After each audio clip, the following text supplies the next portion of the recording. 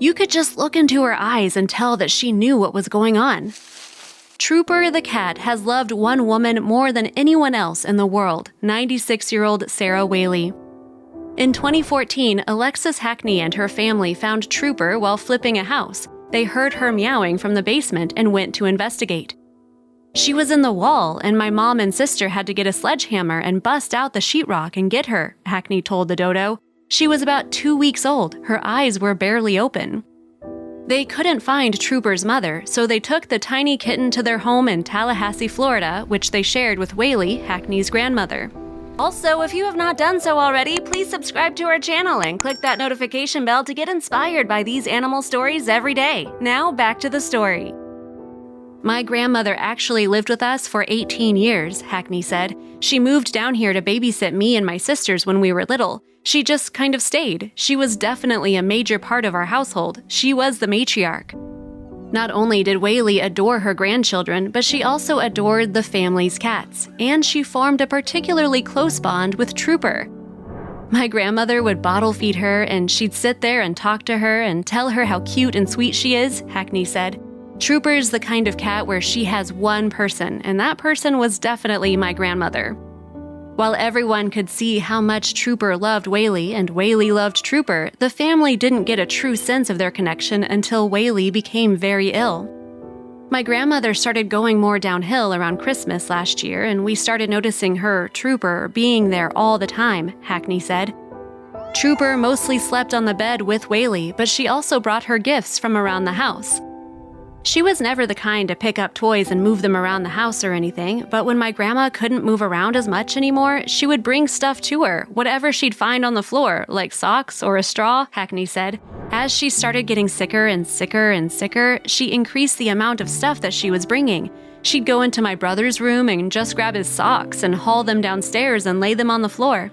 You could just look into her eyes and tell that she knew what was going on, and she was very upset about it, Hackney added. Sometimes Whaley would have a panic attack, and Trooper would hurry to her side to comfort her. Trooper would run in there and hop on the bed, and she would just start petting her and feeling her, and she'd calm down, Hackney said. When my grandmother started getting to the point where she couldn't communicate anymore, I think that having Trooper there was definitely calming for her. And nothing seemed to scare Trooper away from Whaley's bedside.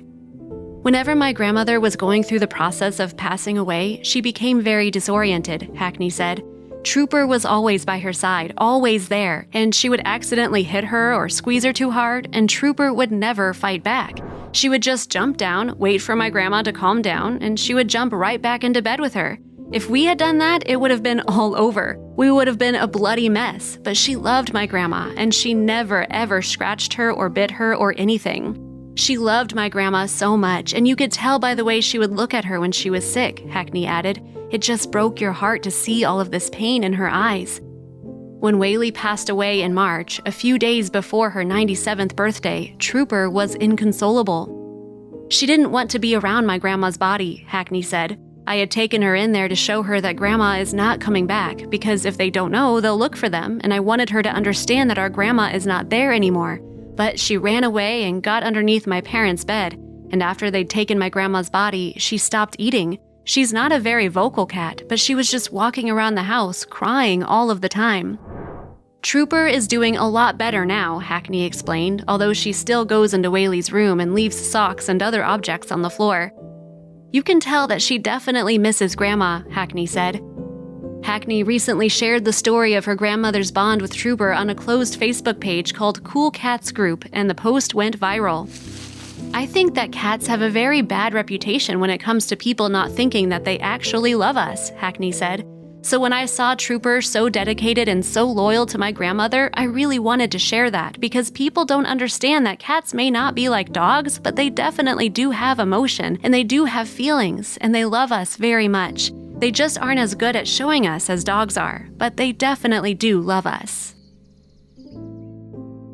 If you liked the video, please give it a thumbs up and consider sharing it with your friends and family. Thanks again, and we'll see you in the next one.